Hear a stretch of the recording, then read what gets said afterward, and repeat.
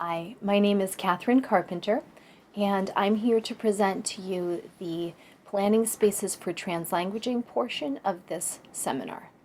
In this presentation, we are going to give you ideas on how to use the Translanguaging in Curriculum and Instruction Guide in your own planning, and we'll also share with you an example of how two of our CUNY-NYSIEB teachers did this in their own unit planning.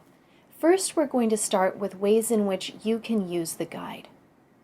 One way is to just take one of the units as is and implement it in your classroom. Another way you might choose to use the guide is to review the units and take ideas from the units on where to include spaces for translanguaging.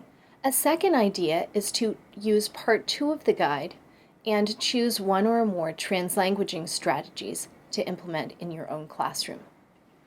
Now we're going to take a look at a few key ways you might choose to use the guide to implement translanguaging in your classroom.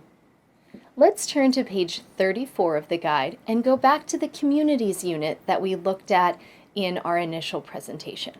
One of the ways that the communities unit makes space for translanguaging is through a choice of texts, and you can look under the Central Texts heading in your unit and identify ways in which you can best select texts for your emergent bilingual students.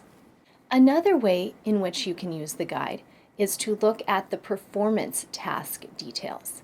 These are on page 38 of your guide. Looking at the performance task details can give you ideas of how you can revise an existing unit to include translanguaging. Our final example is coming from part 2 of the guide, which is found on page 116. And in this guide, you will find examples of translanguaging strategies. You might choose one or more of these strategies to implement in a lesson or throughout a unit of study.